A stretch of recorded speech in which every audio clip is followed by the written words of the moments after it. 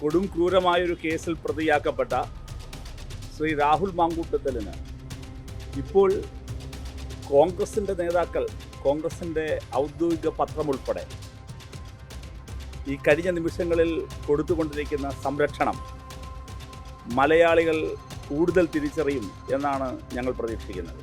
അവർ വരയ്ക്കുന്ന വരയുടെ പുറത്തു പോയി കളിക്കാൻ ഉയർന്ന നേതാക്കൾക്ക് പോലും ഇന്ന് ഭയമാണ്. നഗ്നമായാണ് കോൺഗ്രസ് ഈ കുറ്റവാളിയെ ഇപ്പോൾ സംരക്ഷിച്ചുകൊണ്ടിരിക്കുന്നത്.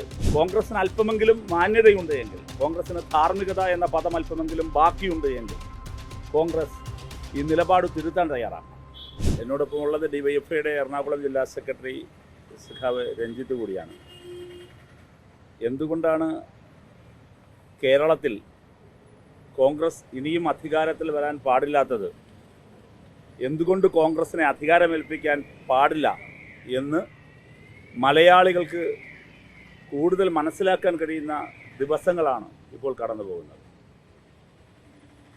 ഒരു കൊടും ക്രൂരമായൊരു കേസിൽ പ്രതിയാക്കപ്പെട്ട ശ്രീ രാഹുൽ മാങ്കൂട്ടത്തിലിന് ഇപ്പോൾ കോൺഗ്രസിൻ്റെ നേതാക്കൾ, കോൺഗ്രസിൻ്റെ ഔദ്യോഗിക പത്രമുൾപ്പെടെ ഈ കഴിഞ്ഞ നിമിഷങ്ങളിൽ കൊടുത്തുകൊണ്ടിരിക്കുന്ന സംരക്ഷണം മലയാളികൾ കൂടുതൽ തിരിച്ചറിയും എന്നാണ് ഞങ്ങൾ പ്രതീക്ഷിക്കുന്നത്. പരിപൂർണമായും ജനങ്ങളാൽ തിരസ്കരിക്കപ്പെട്ട ഒരാളെ, ഏറ്റവും ക്രൂരമായ കുറ്റകൃത്യം ചെയ്ത ഒരാളെ, സമാനതകളില്ലാത്ത ക്രൂരമായ കുറ്റകൃത്യം ചെയ്ത ഒരാളെ എന്തിനാണ് കോൺഗ്രസ് സംരക്ഷിക്കുന്നത് എന്ന ചോദ്യം വളരെ പ്രസക്തമാണ്. അപ്പോൾ യഥാർത്ഥത്തിൽ രാഹുൽ മാങ്കൂട്ടത്തിൽ ചെയ്ത നിഷ്ഠൂരമായ ക്രൂരത, ആ ക്രൂരത തള്ളിപ്പറയാൻ കഴിയാതെ അയാളെ ഇപ്പോഴും ചേർത്ത് നിർത്തുന്ന കോൺഗ്രസ് ഈ കേസിലെ കൂട്ടുപ്രതികളായി മാറുന്നുണ്ട് എന്നതാണ് വളരെ പ്രധാനപ്പെട്ട കാര്യം. കോൺഗ്രസ് എടുക്കുന്ന ഈ നിലപാടിലൂടെ എന്ത് സന്ദേശമാണ് ഈ പ്രബുദ്ധ കേരളത്തിന് കൊടുക്കുക, പുരോഗമന കേരളത്തിന് കൊടുക്കുക? ഇന്ന് വീക്ഷണം ദിനപത്രം തന്നെ മറയില്ലാതെ അദ്ദേഹത്തെ, രാഹുൽ മാങ്കൂട്ടത്തിനെ സംരക്ഷിക്കുന്ന നിലയിലേക്ക് വന്നിരിക്കുകയാണ്. അപ്പോൾ ഇത് കോൺഗ്രസ് ഒരു ക്രൈം സിൻഡിക്കേറ്റിൻ്റെ കയ്യിൽ അകപ്പെട്ടിരിക്കുന്നു. പണം, അതോടൊപ്പം തന്നെ അമിതാധികാരം, പിന്നെ എല്ലാ തരത്തിലുള്ള കുഴപ്പങ്ങളും, ഞാനതിൻ്റെ മറ്റു വിശദാംശങ്ങളിലേക്ക് പോകുന്നില്ല. ഇതെല്ലാം ചേർന്ന് വരുന്നൊരു മാഫിയ കൾച്ചർ മുന്നോട്ട് കൊണ്ടുപോകുന്ന ഒരു ക്രൈം സിൻഡിക്കേറ്റിൻ്റെ തടവറയിലാണ് കോൺഗ്രസ്. അവർ വരയ്ക്കുന്ന വരയുടെ പുറത്തു പോയി കളിക്കാൻ ഉയർന്ന നേതാക്കൾക്ക് പോലും ഇന്ന് ഭയമാണ്. അതുകൊണ്ട് ജനമിത് തിരിച്ചറിയും എന്നാണ് പ്രതീക്ഷിക്കുന്നത്. കോൺഗ്രസിന് അല്പമെങ്കിലും മാന്യതയുണ്ട് എങ്കിൽ, കോൺഗ്രസിന് ധാർമ്മികത എന്ന പദം അല്പമെങ്കിലും ബാക്കിയുണ്ട് എങ്കിൽ കോൺഗ്രസ് ഈ നിലപാട് തിരുത്താൻ തയ്യാറാണ്. നഗ്നമായാണ് കോൺഗ്രസ് ഈ കുറ്റവാളിയെ ഇപ്പോൾ സംരക്ഷിച്ചുകൊണ്ടിരിക്കുന്നത്. അപ്പോൾ ഈ പോലീസ് തിരയുന്ന ഈ കുറ്റവാളിക്ക് സംരക്ഷണം ഒരുക്കുന്ന കോൺഗ്രസ് ഔദ്യോഗികമായി തന്നെ സംരക്ഷണം ഒരുക്കുകയാണ്. അത് അവസാനിപ്പിക്കണം. എന്തിനാണ് ഈ ഒളിച്ചുകളി? ഒരു വശത്ത് പറയുന്നത് അയാളെ സസ്പെൻഡ് ചെയ്തു എന്നാണ്. സസ്പെൻഡ് ചെയ്തു എന്ന് പറയുകയും എന്നിട്ട് അയാളെ ചേർത്ത് നിർത്തുകയും ചെയ്യുകയാണ്. ഇത് രണ്ടും പരസ്പര വിരുദ്ധമാണ്. ജനങ്ങളിത് കൂടുതൽ തിരിച്ചറിയും എന്നാണ് ഇത് സംബന്ധിച്ച് പറയാനുള്ളത്. ക്രൈം സിൻഡിക്കേറ്റിൻ്റെ തലവൻ എന്തായാലും രാഹുൽ മാങ്കൂട്ടത്തിലല്ല. ബാക്കി ഇപ്പോൾ പറയുന്നില്ല. ജനം തിരിച്ചറിയട്ടെ, ജനം കൂടുതൽ എക്സ്പ്രസ് ചെയ്യപ്പെടട്ടെ. ഈ വിഷയത്തിൽ തന്നെ ഈ വനിതയുടെ പരാതി, രേഖാമൂലമുള്ള പരാതി വരുന്നത് വരെ ഇത് സംബന്ധിച്ച് മാധ്യമങ്ങളുടെ മുമ്പിൽ ഒരു പ്രതികരണവും ഡിവൈഎഫ്ഐയുടെ അഖിലേന്ത്യാ പ്രസിഡന്റ് ഞാൻ നടത്തിയിരുന്നില്ല. നമ്മൾ നേരത്തെ ഡിവൈഎഫ്ഐ സംബന്ധിച്ച് ചില പ്രതികരണങ്ങൾ നടത്തിയെന്ന് മാത്രമേ ഉള്ളൂ. ബാക്കി അതാണ് പറഞ്ഞത്, വെയിറ്റ് ആൻഡ് സീ. ജനമിത് ഒറ്റ കാര്യം മാത്രം ശ്രദ്ധിച്ചാൽ മതി. ഒരാൾക്ക് നാമനക്കാൻ പറ്റുന്നില്ലല്ലോ, ക്രൈം സിൻഡിക്കേറ്റിനെ ഭയന്നിട്ടാണ്. KC വേണുഗോപാൽ നമ്മുടെ ഈ രാജ്യത്ത് തന്നെ കോൺഗ്രസിൻ്റെ പ്രമുഖനായ നേതാവാണ്. അദ്ദേഹത്തിൻ്റെ ഭാര്യയ്ക്ക് പോലും മണിക്കൂറുകൾക്കകം പോസ്റ്റ് പിൻവലിക്കേണ്ടി വന്നു. നിങ്ങളുടെ ജില്ലയിലെ ഒരു MLA ആണ് ശ്രീ ഉമാ തോമസ് നേരിടേണ്ടി വന്ന ക്രൂരമായ ആക്രമണം എത്രയാണ്? ഈ കഴിഞ്ഞ മണിക്കൂറുകളിൽ ശ്രീ രാജ്മോഹൻ ഉണ്ണിത്താൻ പോട്ടെ, ഇപ്പോൾ ഈ പരാതി പറഞ്ഞ ഇര, ചേർത്തു നിർത്തേണ്ട ഒരു ഇരയെ തെരുവിൽ ഭേദ്യം ചെയ്യുകയും സോഷ്യൽ മീഡിയയിൽ ആൾക്കൂട്ട ആക്രമണത്തിന് എറിഞ്ഞുകൊടുക്കുകയും ചെയ്യുകയാണ് കോൺഗ്രസ് ചെയ്യുന്നത്. ഇതെല്ലാം ക്രൈം സിൻഡിക്കേറ്റിൻ്റെ ഭയന്നാണ്. എന്താ അവർ മിണ്ടാത്തെ? K. സുധാകരൻ മുതൽ ഇങ്ങോട്ടുള്ളവർ വേറൊരു നിലപാടെടുക്കുന്നതുകൊണ്ടാണ്. പോട്ടെ, VD സതീശൻ ആദ്യം പറഞ്ഞല്ലോ അത് ഇതാന്നൊക്കെ. ഇതിപ്പോൾ ഇത് യഥാർത്ഥത്തിൽ ഈ സംഭവങ്ങളൊക്കെ ഈ കേരളത്തിലെ മുഴുവൻ കോൺഗ്രസ് നേതാക്കൾക്കും അറിയാമായിരുന്ന കാര്യങ്ങളാണല്ലോ, മുഴുവൻ പേർക്കും അറിയാമായിരുന്ന കാര്യങ്ങളാണ്.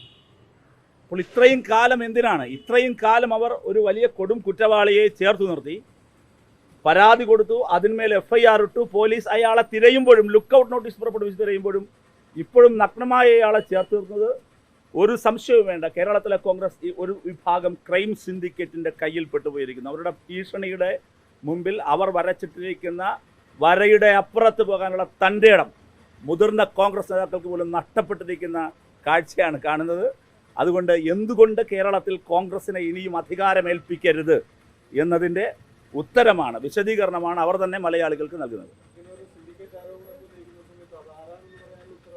അല്ല, അതാണ് അത് നിങ്ങൾക്ക് എല്ലാവർക്കും അറിയാമല്ലോ. ഞാൻ പറഞ്ഞത് നമ്മളായി ഒരാളുടെ പേര് ഇപ്പോൾ പറയുന്നില്ല, ഈ സിൻഡിക്കേറ്റിലുള്ളവരുടെയും പേര് പറയുന്നില്ല, മലയാളികൾക്ക് എല്ലാവർക്കും അറിയാവുന്ന കാര്യമാണ്. പിന്നെ കൂടുതൽ വിവരങ്ങൾ പുറത്തു വരട്ടെ. ഇത് മാത്രം ഒതുങ്ങുന്ന കാര്യമല്ല. ഇപ്പോഴീ വരുന്നത് ഈ സംഭവം യഥാർത്ഥത്തിൽ കേവലമായ ഏതെങ്കിലും ഒരു തരത്തിലുള്ള ഏതെങ്കിലും ഒരു സമീകരണം നടക്കാൻ പറ്റുന്ന കേസല്ല. ഇത് ക്രൂരമായൊരു കേസാണെന്ന് മനസ്സിലായി. ഇതിൽ ഇയാൾ ഒറ്റയ്ക്കല്ല, ഇതിൽ ഇയാളെ സഹായിച്ചവർ, ഇതിന് സമാനമായ നിരവധി കേസുകളിൽ സമാനമായ ആവർത്തനങ്ങൾ വേറെയൊക്കെ ഉണ്ടായിട്ടുണ്ട് എന്നാണ് മനസ്സിലാക്കാൻ കഴിയുന്നത്. അതെല്ലാം പുറത്തു വരട്ടെ. ഇത് മാത്രമല്ല, ഈ ശ്രേണിയിൽപ്പെട്ട കാര്യങ്ങളല്ല, ഇവരുടെ എല്ലാം പിന്നിലുള്ള കടുത്ത സാമ്പത്തിക ഡീലിങ്സ് എന്താണ് നിങ്ങൾ എപ്പോഴെങ്കിലും ശ്രദ്ധിച്ചിട്ടുണ്ടോ?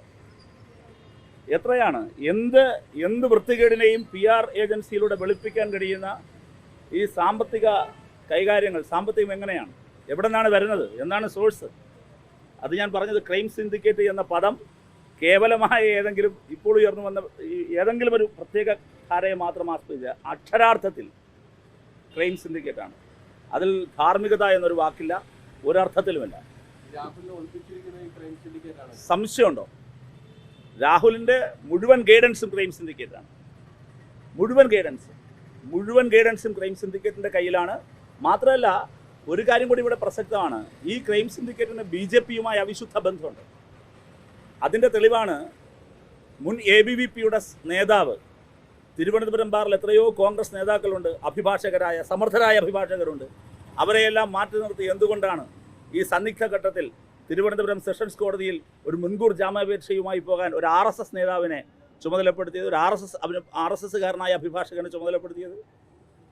ഇതെല്ലാം ചേർത്ത് വായിക്കണം നിങ്ങൾ. പിന്നെ പോട്ടെ, ഇതിനു മുമ്പ് ഇത് സംബന്ധിച്ച് ഉയർന്ന പ്രശ്നങ്ങളുടെ പശ്ചാത്തലത്തിൽ കേരളത്തിലെ BJP നേതൃത്വത്തിൻ്റെ പ്രതികരണം എന്തായിരുന്നു? അതെല്ലാം രാഷ്ട്രീയമായി തന്നെ എക്സ്പോസ് ചെയ്യപ്പെടും, ജനങ്ങൾക്ക് മനസ്സിലായിട്ടുണ്ടാകും എന്ന് തന്നെയാണ് ഞാൻ കരുതുന്നത്. ഈ ക്രൈം സിൻഡിക്കേറ്റിൻ്റെ കയ്യിലാണെന്ന് കോൺഗ്രസ്. ഇവർ അധികാരം ഉപയോഗിച്ച് എന്തും ചെയ്യും. ഇതര സംസ്ഥാനങ്ങളിലെ അവരുടെ അധികാരം പോലും, ഇതര സംസ്ഥാനങ്ങളിൽ ലഭിച്ച അധികാരം പോലും ഈ ക്രൈം സിൻഡിക്കേറ്റ് പണമുണ്ടാക്കുന്നതിനുള്ള വലിയ ഉറവിടമായി കാണുകയാണ്. കർണാടക മാത്രമല്ല, തെലങ്കാന ഉണ്ടല്ലോ. കർണാടക മാത്രമല്ല, തെലങ്കാനയിൽ അധികാരം കിട്ടിയിട്ടുണ്ടല്ലോ. യുവനേതാക്കൾ ഞാൻ പറഞ്ഞല്ലോ, യുവനേതാക്കൾ തീർച്ചയായിട്ടും ഒരു വിഭാഗം യുവനേതാക്കളാണ്. ഞാൻ ഒരു കാര്യം കൂടി, ഒരു സീരീസ് ഓഫ് ക്രൈം അല്ലേ? നിങ്ങൾ നോക്കൂ, സമീപകാലത്ത് പുറത്തു വന്ന ക്രൈമുകൾ എന്തൊക്കെയാണ്? വോട്ടർ പട്ടിക, അവരുടെ ഈ പറയുന്ന വ്യാജ ID തിരിച്ചറിയൽ കാർഡ്, വയനാട് ദുരിതബാധിതർക്ക് വേണ്ടി പിരിച്ച പണം ഒരു കൂസലുമില്ലാതെ തട്ടിയില്ലേ? എന്നിട്ട് എന്താ മനോഭാവം? Who cares? ഇതൊക്കെ ആര് ചോദിക്കാൻ? ഞങ്ങളിതിനപ്പുറത്തതും ഞങ്ങളുടെ കയ്യിലിരിക്കുന്ന പണം കൊണ്ട് വെളുപ്പിച്ചെടുക്കാനുള്ള PR ഏജൻസികൾ ഞങ്ങളുടെ കയ്യിലുണ്ട്, അതിനുള്ള പണം ഞങ്ങളുടെ കയ്യിലുണ്ട്. പണമാണ് അനധികൃതമായി കയ്യിൽ വന്നു കൂടിയിരിക്കുന്ന വലിയ പണം. ആ പണം ഉപയോഗിച്ച് ഏതിരയെയും ഞങ്ങൾ ആക്രമിക്കും. ഞങ്ങൾക്കെതിരെ, അത് KC വേണുഗോപാലിൻ്റെ ഭാര്യ മുതൽ രാജ്മോഹൻ ഉണ്ണിത്താൻ വരെ ഞങ്ങൾക്കെതിരെ മിണ്ടിയാൽ തകർത്ത് കളയും. അതിനുള്ള പണം ഞങ്ങളുടെ കയ്യിലുണ്ട്, ആരുണ്ടടാ ചോദിക്കാൻ എന്ന് പറഞ്ഞൊരു ക്രൈം സിൻഡിക്കേറ്റ് രാജ്യത്തൊരു പാർട്ടിയെ, ഒരു സംസ്ഥാനത്ത് ഇങ്ങനെ വരച്ച വരയിൽ വളയത്തിൽ വെച്ചിരിക്കുകയാണ്. ഈ ക്രൈം സിൻഡിക്കേറ്റിൽ ജനപ്രതിനിധികളുണ്ട്, ഒരുപാട് പേരുണ്ട്. ആ ആളുകളെ ഞാനിപ്പോൾ പറയാത്തത് എന്തുകൊണ്ടാണ്? നമ്മുടെ മുമ്പിൽ വരുന്ന തെളിവുകളുടെയും വിവരങ്ങളുടെയും അടിസ്ഥാനത്തിൽ പ്രതികരിക്കുന്നതാണ് കൂടുതൽ ഉചിതം. കൂടുതൽ കാര്യങ്ങൾ തുറന്നു പറയുന്നതാണ് ഉചിതം. ഇല്ലെങ്കിൽ നമ്മളിപ്പോൾ ഒരാളുടെ പേര് പറഞ്ഞാൽ ഇരവാദമുയർത്തി രക്ഷപ്പെടാൻ അവർക്ക് സാധിക്കും. അതിനുള്ള അവസരം ഒഴിവാക്കാൻ വേണ്ടിയിട്ടാണ് ആ ക്രൈം സിൻഡിക്കേറ്റുള്ളവരുടെയും അതിൻ്റെ തലവൻ്റെയൊന്നും പേര് ഈ നാക്ക് കൊണ്ട് പുറത്ത് വിടാത്തത്, ഇപ്പോൾ പറയാത്തത്. അത്രയേ ഉള്ളൂ. ഈ കേസിന്റെ അന്വേഷണം ശരിയായ ദിശയിൽ മുന്നോട്ട് പോയാൽ ഈ ക്രൈം സിൻഡിക്കേറ്റിനെ കണ്ടെത്താൻ പറ്റുമോ? അത് ഈ കേസിൽ ആ വിക്ടിം കൊടുത്തിരിക്കുന്ന മൊഴിയെയും അവർ കൊടുത്തിരിക്കുന്ന രഹസ്യമൊഴിയെയും ഒക്കെ ആസ്പദമാക്കി മാത്രമേ ഈ കേസിലെ കാര്യം പറയാൻ കഴിയൂ. അതുകൊണ്ട് ഈ കേസിൽ അത് എവിടം വരെ പോകും, ഇവരുമായി ഈ ക്രൈം സിൻഡിക്കേറ്റ് എങ്ങനെയെല്ലാം ബന്ധപ്പെട്ടിട്ടുണ്ട് എന്ന കാര്യത്തിൽ ഞങ്ങൾക്ക് അറിയാൻ പറ്റില്ലല്ലോ. അത് ഈ കേസിനെ ആസ്പദമാക്കിയായിരിക്കും. പക്ഷേ മറ്റൊരുപാട് കാര്യങ്ങളുണ്ട്, ഒട്ടേറെ കാര്യങ്ങളുണ്ട്. ഈ ഇരപിടിയൻ രീതികൾക്ക് ഇവർക്ക് കഴിയുന്നത്, ധൈര്യം കിട്ടുന്നത്, ഞാൻ പറയട്ടെ, നിങ്ങൾ മാധ്യമങ്ങളാണല്ലോ, നിങ്ങളുടെ ഒരു സഹപ്രവർത്തകയാണല്ലോ ഇപ്പോൾ ഈ പറയുന്ന പോലെ ആക്രമിക്കപ്പെട്ടത്. അപ്പോൾ നിങ്ങൾ ആലോചിച്ച് നോക്കൂ, തുടർച്ചയായി വന്നിരിക്കുന്ന വാർത്തകളെല്ലാം ഇയാൾ പ്രധാനമായും ടാർഗറ്റ് ചെയ്തത് നിങ്ങളുടെ മേഖലയിൽപ്പെട്ടവരെ കൂടിയല്ലേ. ഇത് എങ്ങനെയാണ് അതിന് ധൈര്യം കിട്ടുന്നത്? ഞാൻ പറയുന്നത്, മീഡിയ എന്ന് പറയുന്നത് അത്യാവശ്യം പ്രിവിലേജുള്ളൊരു മേഖലയാണല്ലോ, പ്രധാനപ്പെട്ട പ്രിവിലേജുള്ള മേഖലയായി തന്നെയാണ് സമൂഹം കാണുന്നത്. ഞാൻ മറ്റ് വിശദാംശങ്ങളിലേക്ക് ഏതായാലും പോകുന്നില്ല, അത് ശരിയല്ല. എന്തായാലും തന്നെയും ഇതിനെല്ലാമുള്ള ധൈര്യം കിട്ടുന്നത് ഞാൻ നേരത്തെ പറഞ്ഞ മനോഭാവമാണ്. അത് ഒരാൾക്കല്ല, കൂട്ടത്തോടെ ഒരു കൂട്ടം ആളുകൾക്ക് ഒരേ മനോഭാവം ഉണ്ടാവുകയും ആ മനോഭാവവും ഒപ്പം പണവും, ഈ മനോഭാവവും പണവും ഒക്കെ സൃഷ്ടിക്കുന്ന ആത്മബന്ധവും ഒക്കെ ഒരുമിച്ച് ചേരുമ്പോൾ അതൊരു വല്ലാത്ത കുറ്റരൂപമായി, ഒരു എന്താ പറയുക, കുറ്റകൃത്യത്തിൻ്റെ സ്വഭാവമായി മാറുകയാണ്. അപ്പോൾ പരസ്പരം ഇതെല്ലാം ഷെയർ ചെയ്യുകയും പരസ്പരം ഇക്കാര്യങ്ങളെല്ലാം തന്നെ സംസാരിക്കുകയും അതാണ് അവരുടെ ഫോക്കസ്. എങ്ങനെ ഇപ്പോൾ അവരുടെ സംഘടനയെ തന്നെ എങ്ങനെ മെച്ചപ്പെടുത്താമെന്നോ, വയനാട്ടിലെ ദുരിതബാധിതർക്ക് എങ്ങനെ പറഞ്ഞ വാക്ക് കേട്ട് പണം, ഇതൊന്നുമല്ല അവരുടെ ഫോക്കസ് ഇതിലൊക്കെയാണ്. അതിൽ പണത്തിന് പ്രധാന റോളുണ്ട്. അത് ചെറിയ പണമൊന്നുമല്ല, വലിയ എമൗണ്ട് ഓഫ് മണിയാണ്. അതാണ് അവരുടെ കരുത്ത്. അത് കേരളത്തിലെ കോൺഗ്രസിനെ ഒരു സംശയവും വേണ്ട, ജനങ്ങളുടെ മുമ്പിൽ കോൺഗ്രസിനെ കൂടുതൽ എക്സ്പോസ് ചെയ്യപ്പെടും എന്നാണ് എൻ്റെ അഭിപ്രായം.